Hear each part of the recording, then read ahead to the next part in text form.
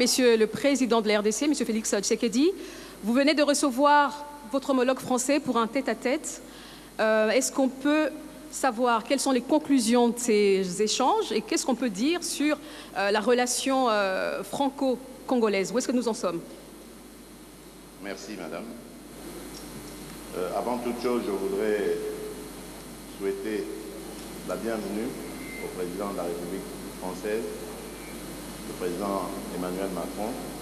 Cher Emmanuel, tu nous fais un grand plaisir de venir en ce moment à Kinshasa, capitale du pays où nous sommes victimes d'une agression injuste et barbare. C'est dans le malheur, dit-on, qu'on reconnaît les amis. Et le président Macron est là pour ça. Les relations entre la République démocratique du Congo et la République française sont au beau fixe. Et après la discussion que nous avons eue, le président Macron et moi, je peux dire que nous avons tracé les pistes d'une coopération encore plus importante. Vous savez que le président Macron a dernièrement esquissé les grandes lignes de sa nouvelle vision de la politique française en Afrique. Je l'ai encouragé à ce sujet parce que j'estime que la France-Afrique est dépassée et que si la France veut être aujourd'hui en compétition avec tous les autres partenaires de l'Afrique, elle doit se mettre au diapason, évidemment, de la politique africaine par rapport, évidemment, à ce que les peuples africains veulent et de la manière dont les peuples africains regardent désormais les partenaires de coopération au développement avec qui ils sont en contact. Je me suis réjoui d'apprendre de la part du président français que cette approche est aussi la sienne et que je lui laisserai évidemment le soin de préciser cela et que, moi j'allais dire, cela va dans le sens évidemment des intérêts de l'Afrique. Pour ce qui est de ce que j'ai évoqué en entrée en matière, c'est-à-dire cette agression injuste et barbare, comme vous le savez, il y a eu un mini-sommet à Addis Abeba récemment, au cours duquel nous avons désigné le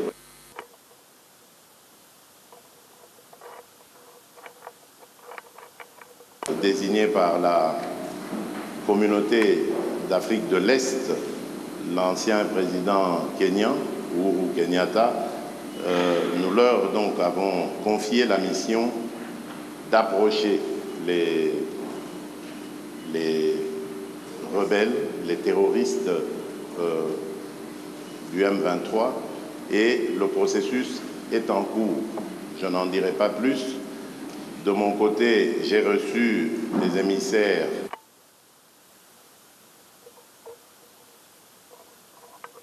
dans Macron, qui lui-même a récemment visité l'Angola et rencontré le président Lourenço, et il peut aussi, s'il le veut, dire ce qu'il en pense.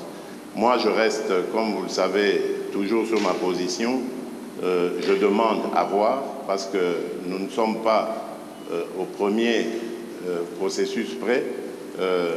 Les cessez-le-feu, nous les avons déjà décidés depuis le processus de Nairobi. Ensuite, il y a eu celui de Luanda, où il y a eu encore un cessez-le-feu, plus un calendrier qui commençait le 25.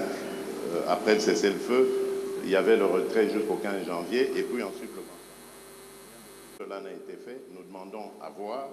Nous donnons la chance à la paix, car comme je vous l'ai dit, ma présidence, elle est destinée plutôt à favoriser la cordiale entente entre les peuples, à commencer par les peuples des pays voisins.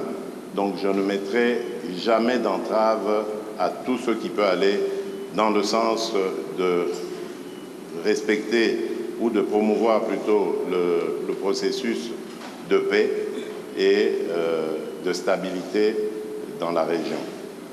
Pour le reste, nous avons parlé des problèmes d'échange économique, des attentes qui sont celles de la RDC.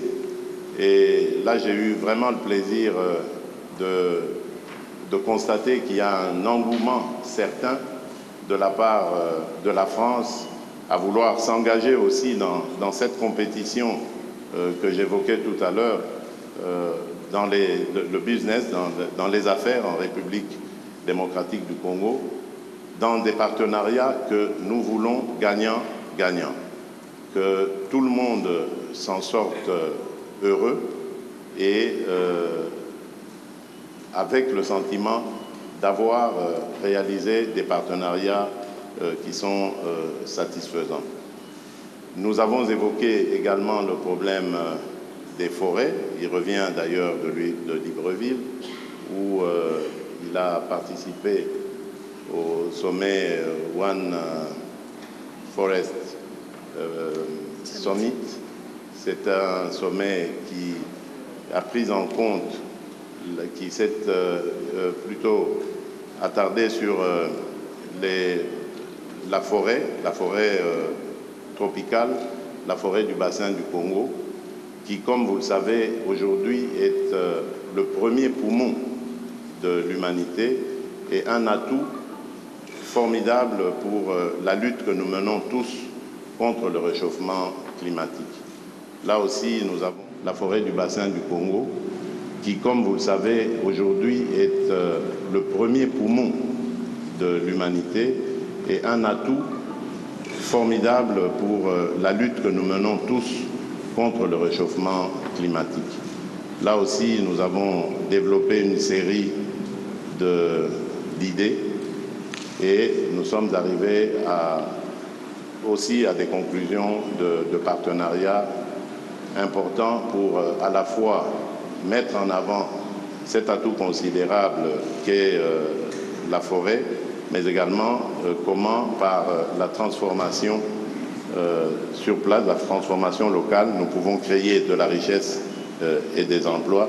Bref, une dynamique économique qui peut être favorable à nos pays. Là aussi, la France accepte de s'impliquer, de nous suivre. C'est une très bonne chose. Enfin, les minerais stratégiques, nous les avons évoqués. La France veut faire partie du débat. Ce qui m'a le plus intéressé, c'est ce partenariat qui va être conclu, je crois, avec la firme française BRGM, qui va nous apporter son savoir-faire et nous accompagner dans la certification de nos minerais, la cartographie, et plus tard, évidemment, ça nous aidera à pouvoir mieux exploiter ces domaines. Donc voilà en bref ce que nous avons passé comme sujet. Et je peux dire en conclusion que la France revient en force en République démocratique du Congo. Nous espérons simplement que cela n'est pas juste un feu de paille et que ce sera vraiment un vrai départ à nouveau, parce que le président a fait d'ailleurs le constat qu'il n'y a pas beaucoup de firmes françaises en République démocratique du Congo en particulier, mais même aussi en Afrique en général, et qu'il serait temps que la France redevienne encore plus présente. Ce sera tant mieux pour nos relations, tant mieux pour les affaires, tant mieux pour l'emploi. Voilà, mesdames et messieurs, ce que je peux dire en substance, en attendant évidemment les questions des journalistes. Merci, je vous remercie. Merci beaucoup. Monsieur le Président Macron, c'est votre première visite officielle en République démocratique du Congo, le plus grand pays de la francophonie. Mais vous arrivez quand même à un moment assez particulier où il y a une dégradation de la situation sécuritaire dans la partie est du pays. Quel serait votre premier message au peuple congolais qui vous suit en ce moment, pour ne pas dire celle de l'Est en particulier? Merci beaucoup, Madame. Monsieur le Président, cher Félix, Monsieur le Premier ministre, Mesdames et Messieurs les ministres, Mesdames et Messieurs les parlementaires, ambassadeurs, chers amis. D'abord, je veux dire combien je suis heureux d'être aujourd'hui pour ma première visite, en effet, en République démocratique du Congo, dans cette salle historique pour l'histoire de votre nation. Et après avoir accueilli comme invité d'honneur le président, en particulier au Forum sur la paix en 2019, puis retrouvé lors du sommet sur le financement des économies en 2021, il était grand temps que, à mon tour, je vienne. Alors cette visite est la dernière étape, le point d'orgue en quelque sorte d'une tournée de 4 jours qui m'a conduit de Libreville à Luanda puis Brazzaville jusqu'à vous, Kinshasa. Et c'est ici en effet que se jouent nombre de combats du siècle, y compris ceux que nous avons portés ces derniers jours, celui pour la forêt et justement ce trésor du bassin du fleuve Congo. Alors cette visite, vous l'évoquiez à l'instant, arrive à un moment particulier pour la République démocratique du Congo et j'en mesure toute la gravité. Elle intervient à un moment, vous l'avez dit, Président, où une région, un peuple, un pays, vit le nouvel acte d'une tragédie qui, depuis près de 30 ans, ne s'est jamais vraiment éteinte. Des centaines de milliers de Congolais revivent le cauchemar de la guerre, de la fuite, du dénuement absolu. Une ville, Goma, est à nouveau sous la menace d'une rébellion qui emprunte de nouveaux acronymes, aujourd'hui le M23, mais dont le visage et les soutiens extérieurs et l'agenda sont connus. La France ne s'est jamais résignée à une soi-disant fatalité de l'histoire et à ce que l'horreur de la guerre puisse se répéter. Parce que la guerre qui revient, c'est ajouter des morts aux morts et des drames aux drames. Et en disant cela aujourd'hui, je veux également pleinement mesurer le poids de l'histoire, les drames qui se sont joués dans votre pays, les crises et guerres précédentes, qui nécessiteront que la justice pour le temps présent et la justice pour les crimes passés puissent passer. Face à une histoire dont le nombre de victimes équivaut à celui des guerres mondiales que nous avons vécues, la France ne prétend pas, et je ne prétends pas, avoir seule une solution. La solution est dans un réveil collectif, dans la prise de conscience qui se joue ici, qui est l'affaire de tous et de toute la région. Et aux crimes et aux tragédies qui se déroulent sous nos yeux, nous ne devons pas ajouter l'oubli et l'abandon. Alors je souhaite aujourd'hui que la France reste fidèle à son rôle d'allié indéfectible de la RDC pour défendre son intégrité et sa souveraineté. La République démocratique du Congo ne doit pas être un butin de guerre. Le pillage à ciel ouvert de la République démocratique du Congo doit cesser. Ni pillage, ni balkanisation, ni guerre.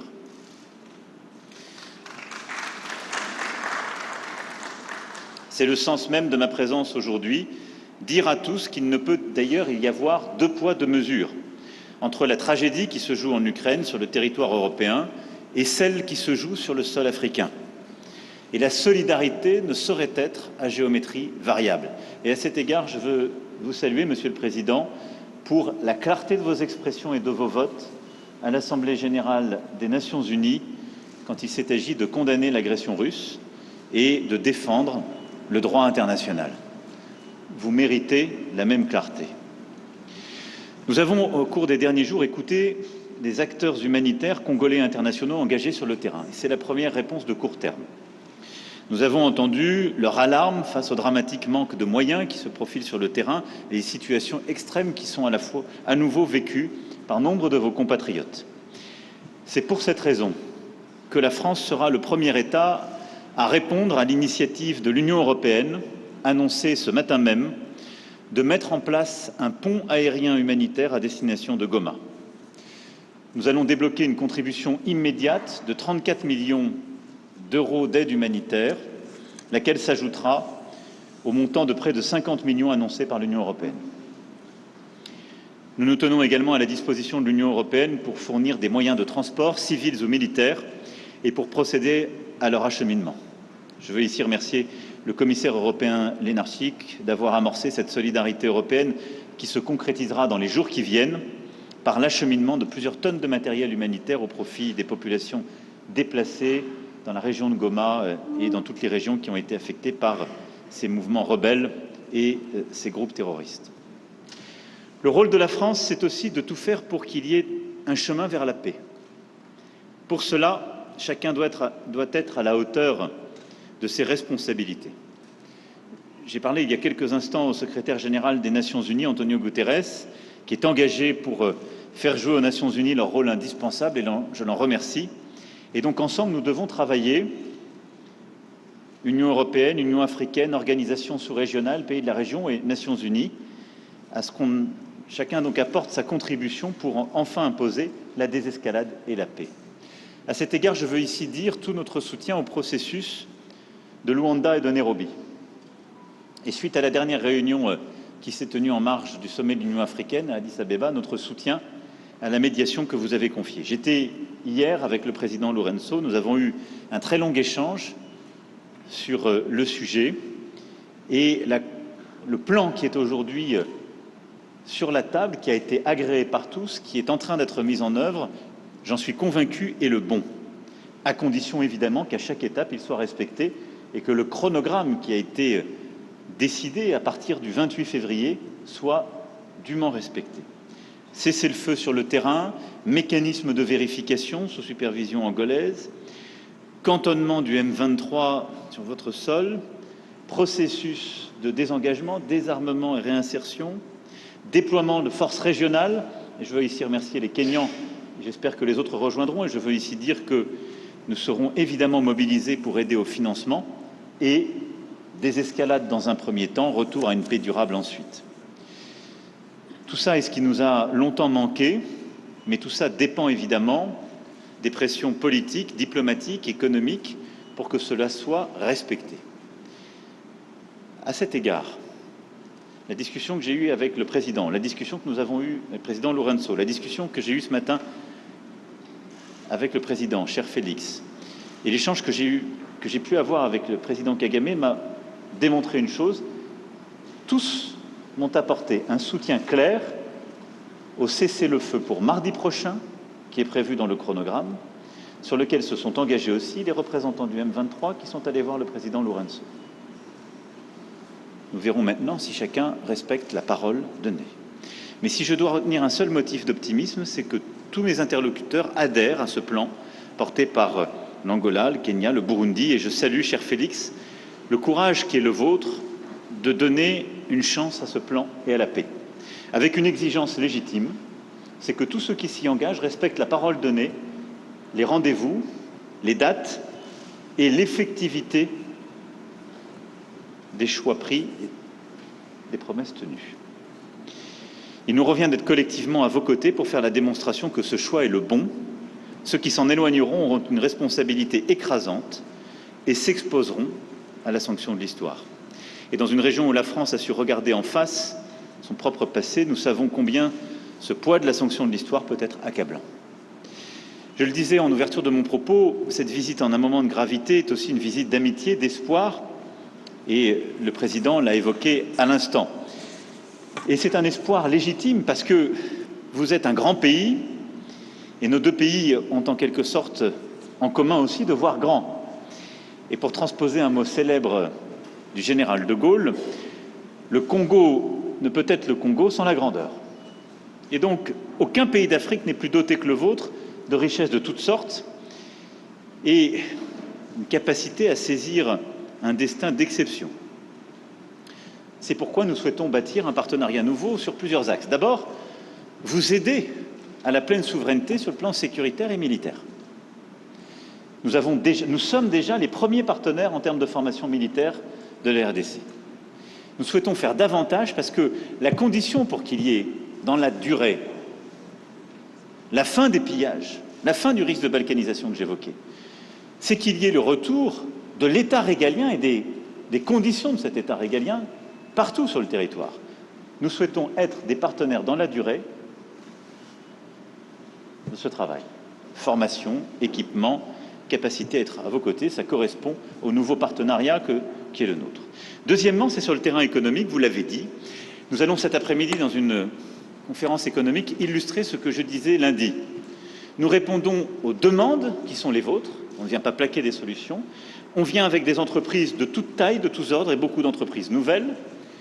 Nous assumons d'être là, y compris pour défendre nos intérêts économiques, et on le fait en amenant avec nous toutes les compétences, et y compris les Européens. Et je me félicite que 2 commissaires européens seront à nos côtés cet après-midi. C'est pas simplement la France, mais la France et l'Europe, sur la base d'un partenariat équilibré et respectueux, et des services urbains si importants pour vous, on l'évoquait ensemble, du numérique jusqu'au domaine minier, où nous souhaitons travailler avec vous pour bâtir un cadre de confiance qui permettra une exploitation au service des Congolais, dans les meilleures conditions scientifiques, permettant justement la coopération et notre expertise. C'est, je crois, la clé de ce partenariat économique qui nous permettra aussi de faire mieux. Parce que l'Afrique est un théâtre de compétition. Il faut que cette compétition se fasse dans un cadre loyal, qui serve les intérêts des populations, qui aide à lutter contre la corruption, mais où nous avons notre place à jouer, ni plus ni moins. Ensuite, après le sécuritaire et l'économique, c'est la science et la recherche. J'aurai cet après-midi l'occasion et l'honneur d'être reçu par le professeur Muyembe, découvreur du virus Ebola, dans ce fleuron de la recherche scientifique congolaise et africaine qui est l'Institut national de recherche biomédicale. Et je veux ici d'ailleurs rappeler combien la France a été engagée dans cette lutte contre le virus Ebola, avec les meilleures équipes de l'INSERM, de plusieurs de nos laboratoires, combien nos chercheurs, nos épidémiologistes sont venus. Yves Lévy avait eu cette mission confiée il y a quelques années, ici même, et je veux saluer cette coopération, mais l'INRB, dans le séquençage des virus les plus dangereux, dans la lutte contre la pandémie de Covid-19, dans la formation d'étudiants venus de toute l'Afrique, prouve tout ce qu'on peut accomplir quand notre coopération se donne les moyens. Et sur ce modèle qui est un fleuron de la coopération franco-congolaise, je souhaite qu'on aille beaucoup plus loin, et la ministre de l'Enseignement supérieur et de la Recherche pourra illustrer cette volonté dans de nombreux domaines d'échanges scientifiques et universitaires. Je souhaite aussi que nous puissions le faire dans les domaines de climat et de biodiversité autour de la question des forêts, si importante et que vous avez réévoquée. Enfin, voir les choses en grand, c'est le voir aussi pour la culture congolaise, c'est votre puissance, il faut l'exercer, c'est votre intérêt, c'est le nôtre, d'avoir en Afrique et dans le monde, si je puis dire, l'équivalent d'un Nigeria francophone. Les créateurs et entrepreneurs qui nous accompagnent avec la ministre amènent avec eux, outre un immense intérêt pour leurs homologues congolais, tous les outils et les réseaux pour l'aider à se développer dans nombre de domaines nouveaux. Jeux vidéo, séries télévisées, bandes dessinées, e-sport, univers virtuel.